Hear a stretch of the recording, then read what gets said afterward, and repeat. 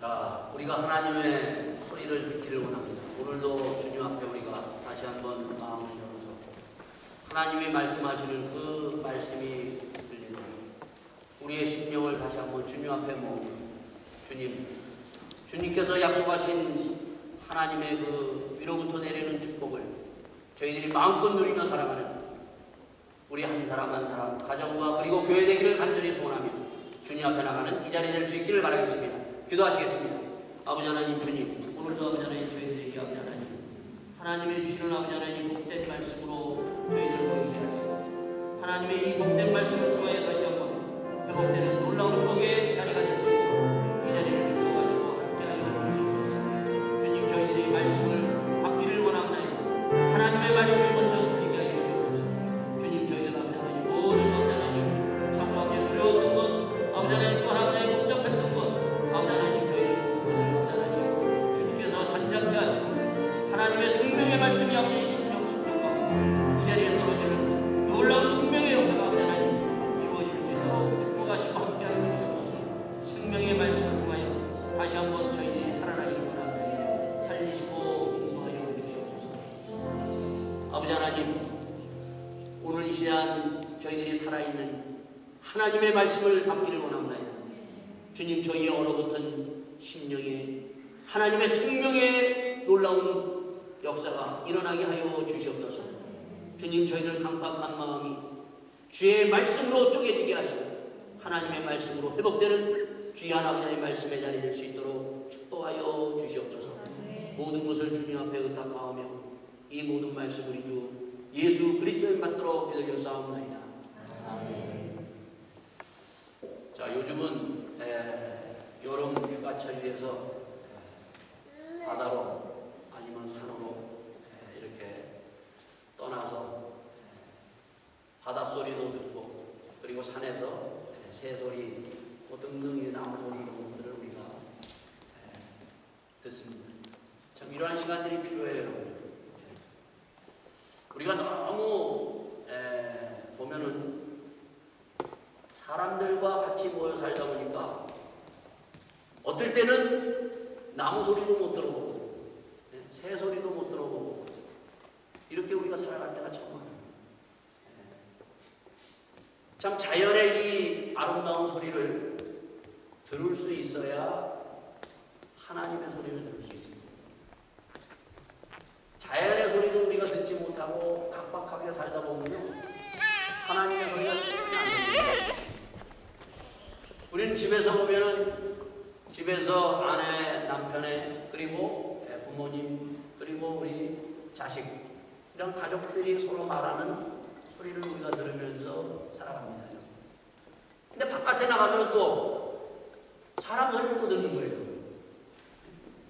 먹고 살기 위해서 또 직장에서 사업하면서 또 이웃에서 뭐 이러니 저러니 이게 맞냐 틀리냐 뭐 누가 잘났냐 못났냐 누가 오르냐 뭐 등등 이러한 많은 사람 소리가 우리가 듣다 보면은 정신이 없고 또한 뿐만 아니라 사람이 굉장히 강팍해집니다. 스스로 닫혀지고 만납니다.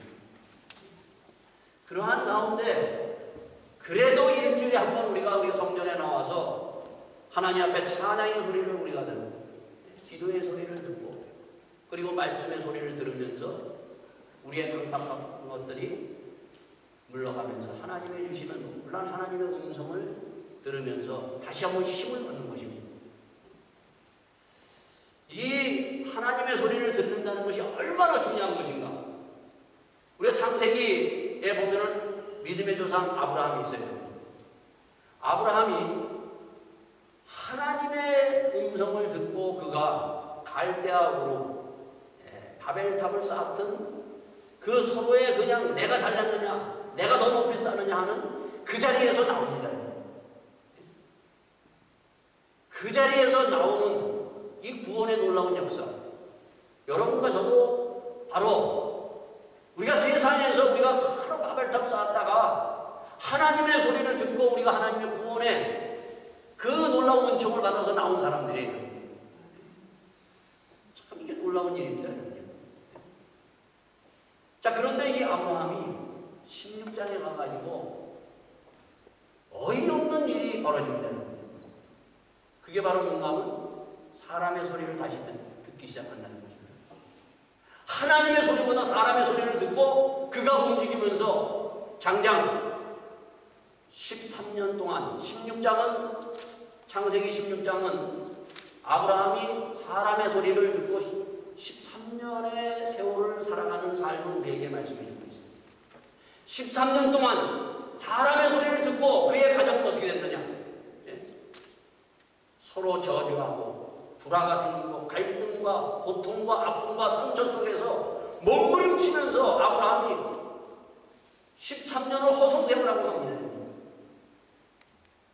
우리가 사람의 소리를 듣고 따라가다 보면 가정에도 평화 없어요. 하나님의 소리를 들어야 돼요. 왜 하나님의 소리를 들어야 됩니까? 우리는 하나님이 창조하신 피조물이에요. 그렇기 때문에 당연히 하나님의 말씀을 들었을 때 그 고통과 고난을 이길 수 있는 놀라운 하나님의 주신 은혜와 그 평강을 우리가 던지고 살아갈 수 있는 사람들로 주님께서 만드셨다는 겁니다. 자, 근데 아브라함이 왜 믿음의 조상이냐? 그는 13년일의 그 고통 속에서 사람의 소리 속에서 고통당하고 있을 때 하나님이 17장에 나타나셔서 나는 여호와 전능하신 하나님이다. 내 앞에서 너는 온전히 행하라고 말씀합니다.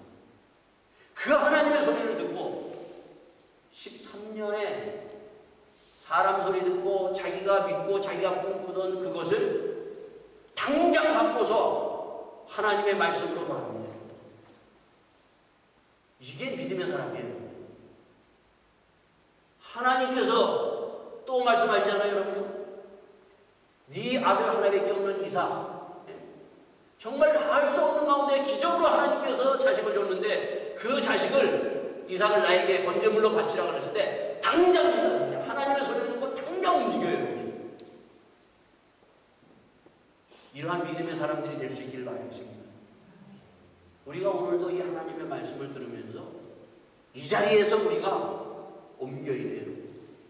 이 자리에서 하나님의 말씀을 옮겨가는 놀라운 축복에 하나님의 자녀들이 될 수 있기를 바라겠습니다. 내일 아니면 내가 좀 더 이미 그때는 여러분은 더 점점 고통과 갈등과 그리고 어두움 속으로 치닫고 맙니다. 하나님의 말씀이 임할 때 그 말씀을 믿음으로 받아서 아브라함처럼 주의 믿음의 길을 따라가는 하나님의 사람들이 다 될 수 있기를 바라겠습니다. 내 꿈, 내 생각 그거 버리면 돼요. 내 고집 버려야 돼요. 아브라함 13년 동안 붙들었던 꿈이요. 이스마엘이 이게 내 자녀다. 그 꿈을 가지고 있었지만은 하나님이 나타나서 13년 후에 야 이스마엘이 아니고 99세에 100세에 네 자녀를 주겠다. 그 말씀 앞에 그가 하나님의 말씀을 즉각적으로 그가 순종하며 따라갑니다. 그때 놀라운 하나님의 축복을 그가 던지고 기적을 맛보면서 하나님 앞에 살아가는 믿음의 사람이 됩니다. 성경은 왜 이것을 우리에게 보여주고 들려주는가? 우리도 즉각적으로 하나님의 말씀, 아브라함처럼 믿음의 길을 떠나라고 오늘도 너가 정령 여기서 머뭇머뭇거리지 말고 안진뱅이가 되지 말고 일어나라고 말씀합니다. 말씀에 따라서 일어날 때 38년 된 병자가 일어납니다. 여러분. 하나님의 주신 말씀이 오늘도 이 소리가 들려야 돼요. 여러분. 자, 오늘 우리가 보는 산상수훈, 여러분의 산상수훈 5장에서 7장은 바로 오늘 이 말씀에 보면은 뭐라고 되어 있어요? 입을 열어 가라사 2절에 예수님이 입을 열어서 예수님이 말씀이 육신이 돼서 직접 이 땅에 오셔서 하나님의 소리를 주님께서 직접 말씀하시는 거예요. 이것을 우리가 지금 오늘 8번째 우리가 말씀을 듣고 있습니다. 자, 가장 먼저 우리가 주었던 말씀, 예수님이 이 땅에 오셔서 주었던 말씀이 항상 이 말씀을 기억하면서 모든 말씀을 여러분들이 대하셔야 돼요.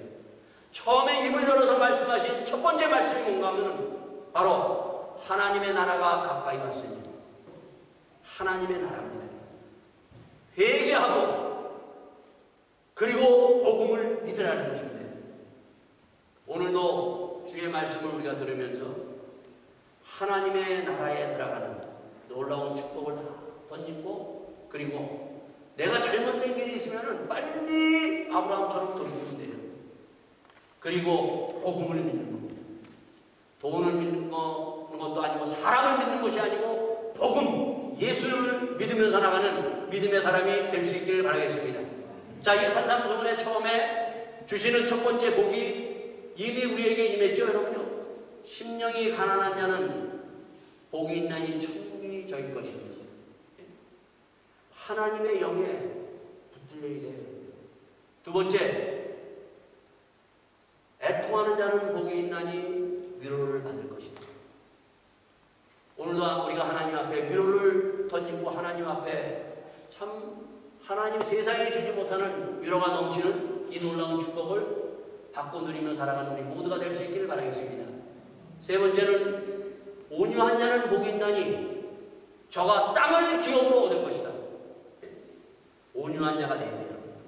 맨날 조그만 것에 분통 터뜨리고 화내고 막 성질 부리는 막 뚜껑 열리는 그러한 가운데서도 우리가 주님을 따라가면서 내 성품이 꺾이고 내 말이 꺾이면서 그러면서 모세처럼 우리가 온유하면서 그 하나님이 주시는 새 나라와 새 땅을 우리가 들어가는 놀라운 축복을 던지기를 바라겠습니다. 그 다음에 네 번째 축복이 뭡니까 여러분? 의에 죽이고 목마른 자는 배부를 것이다. 우리가 배불러야 되잖아요. 지난주에 우리가 그랬죠. 의, 너희를 먼저 그의 나라와 의를 구하라. 그리하면 모든 것을 더하겠다. 그 의가 바로 예수님이에요. 예수님에 대해서 목말라야 돼요. 예수님에 대해서 내가 정말 목말라고 갈증을 느끼고 그 예수를 붙들고자 하는 그 열망과 그 정말 하나님에 대한 열정을 가지고 주님 앞에 나올 수 있는 그 사람이 배부를 것이라는 것입니다. 자, 오늘은 이제 두 가지. 그리고 그 다음에 이제 우리에게 오늘 주시는 두 가지의 복이 있죠. 오늘은 두 가지를 하겠습니다. 자, 긍휼히 여기냐는 복이 있나니 저희가 긍휼히 여김을 받을 것이며, 두 번째는 마음이 청결한 자는 복이 있나니 저희가 하나님을 볼 것이요. 이 두 가지만 오늘 하기로 하겠습니다. 매주 우리가 한난을 봤는데 오늘은 두 가지를 보는데, 자, 우리가 긍휼히 여기는 자는 복이 있나니 긍휼히 여김을 받을 것이요. 이것은 간단히 하고 넘어가기로 하겠습니다. 자, 나는 누구인가? 오늘 가만히 한번 보세요. 나는 도대체 어떤 사람인가? 나는 긍휼히 여기는 사람인가? 아니면은 긍휼히 여기지 않는 사람인가? 먼저 이것을 보면서 이 말씀을 들으면서 주님 앞에 내가 긍휼히 여기지 않는다면 긍휼히 여기어서 하나님의 주시는 놀라운 긍휼의 축복을 받을 수 있기를 바라겠습니다. 자, 긍휼히 여긴다는 것은 뭔가 하면은 용서하는 자가 되라는 것입니다. 용서하는 자가 되라. 나는 어떠한 사람인가? 나는 아픔과 상처를 가지고 가슴에 가지면서 절대 용서를 못하고 저 사람은 안 돼.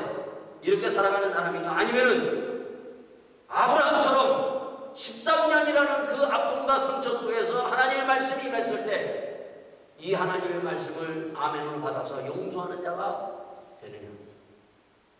이 용서의 축복을 받을 수 있기를 바라겠습니다.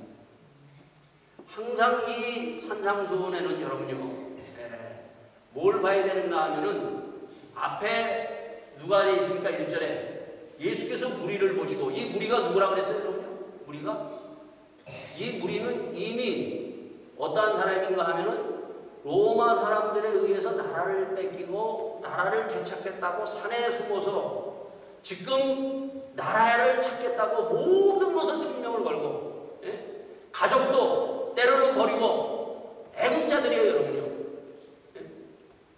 그 애국자들, 그 나라를 회복하고자 하는 그러한 열성과 열망을 가지고 지금 있는 사람들이 주님 앞에 지금 나온 겁니다.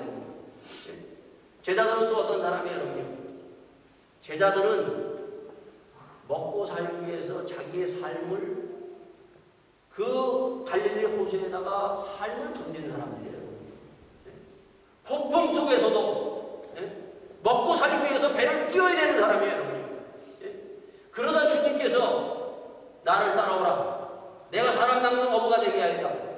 주님을 따라가 봤더니 베드로가 어떻게 했어요, 여러분요?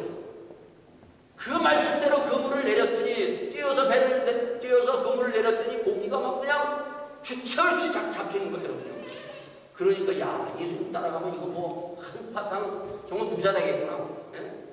그래서 그들은 그렇게 예수님에 대해서 따라가고 있는 그런 사람들이에요. 자, 이러한 지금 로마 사람들, 저 사람들은 원수예요, 여러분요. 우리가 일본 사람들 36년 동안 저 원수 같은 일본 놈들, 예? 그렇게 생각하는 그보다 더한 아픔과 모든 것을 잃어버린, 전토도 잃어버리고 땅도 모든 것을 잃어버리고 속에서 부글부글 싸는 사람이에요, 여러분요. 그 사람에게 지금 주시는 말씀이 뭔가 하면 긍휼히 여겨라 얘기합니다. 긍휼히 여기는 자가 되라. 그들의 죄, 너희들 것을 빼앗았느냐? 너희들을 지금 짓밟았느냐? 원수를 너희들이 사랑하라. 용서하라고 지금 말씀하는 거예요. 귀가 들어오겠어요, 여러분? 주님은 그러나 이것이 축복이라고 말씀하십니다. 여러분, 용서가 축복이라는 것을 믿으십니까? 용서가 축복이라는 것을 믿을 수 있어야 우리가 이 세상에서 승리하는 삶을 살 수 있어요. 예수님은 이 땅에 오셔서 하나님의 아들로 이 땅에 오셔서 모든 것을 다 뺏겼습니다, 여러분. 그리고 뿐만 아니라 예수님은 십자가 위에서 그가 못 박혀 죽는 사형수로서 죽음을 순간순간 기다리면서 죽어가는 그 자리에서 십자가 위에서 주님께서는 아버지여 저들을 용서하여 주시옵소서. 그 용서가 바로 승리의 십자가의 능력이라는 것입니다, 여러분. 이 놀라운 축복을 우리가 받아야 돼요, 여러분. 지금 이 우리에게, 이 제자들에게 이 놀라운 용서의 축복을, 승리의 복을 너희들이 받으라고 말씀하십니다. 그러면서 앞으로 이어드립니다. 너희들도 바로 이렇게 용서하고 이렇게 긍휼과 자비를 베풀었을 때 바로 내가 너희들을 용서하고 뿐만 아니라 너희를 돕고 너희들을 축복하는 그 자리로 인도할 것임을 주님께서 약속하신다는 것입니다. 이것이 중간에 놀라운 말씀으로 이루어졌어요. 그런데 우리가 예수 믿으면서 문제는 용서를 못한다는 거예요. 내 마음에 지금 몇 년 동안 아픔과 상처를 가지고 있습니다. 용서는 축복이고 용서는 승리입니다, 여러분. 이 승리를 막할 수 있는 믿음의 성도, 믿음의 사람들이 될 수 있기를 바라겠습니다. 이것이 바로 교회고 이것이 바로 성도의 길이라는 것을 주님께서 말씀해 주고 있는 겁니다. 자, 용서할 수 있다는 그 놀라운 능력. 그 능력은 그냥 용서가 안 되는 것입니다. 십자가의 용서, 십자가의 사랑을 받아본 사람이, 그 용서를 받은 사람이 바로 용서할 수 있다는 것을 주님께서 말씀해 줍니다. 그래서 이 복은 모든 것이 떨어져 있는 것이 아니라 다 용연되어 있어요, 여러분요. 내가 성령이 충만할 때 용서할 수 있어요, 여러분요. 그래서 심령이 가난한 자, 성령 충만히 받으라고 얘기합니다, 여러분요. 우리가 정말 울어야 될 때가 뭔가, 누구를 향해서 울어야 되는가? 무엇을 향해서 울어야 되는가? 나를 향해서 핍박하고 나를 향해서 욕하고 나를 향해서 돌을 던지는 자, 그 하나님을 모르고 끊임없이 그렇게 대드는 그들을 위해서 울라고 얘기하고 있습니다. 자, 오늘 이제 마지막 여섯 번째 축복, 중요한 마음이 깨끗한 자. 이것이 바로 핵심이 됩니다. 마음이 깨끗한 자. 나는 누구인가? 나는 마음이 깨끗한 자인가? 한번 물어보세요. 나는 마음이 깨끗한 자인가? 아니면 더러운 자인가? 하나님 마음이 깨끗한 자는 어떻게 된다고? 어떤 복을 준다고 그러셨어요? 하나님을 볼 것이다. 마음이 깨끗한 자만이 하나님을 볼 것이다. 이 말이 무슨 말인가 하면 마음이 깨끗한 자는 하나님을 만날 것이다. 여기 우리가 왜 나왔어요, 여러분요? 하나님 만나러 나왔어요. 내가 아무리 기도를 해도 마음이 깨끗하지 않으면 하나님 만날 수 없어요. 바리새인과 서기관들이 바로 그거예요. 마음이 깨끗한 자가 하나님을 만납니다. 놀라운 이 축복을 우리가 받아야 돼요.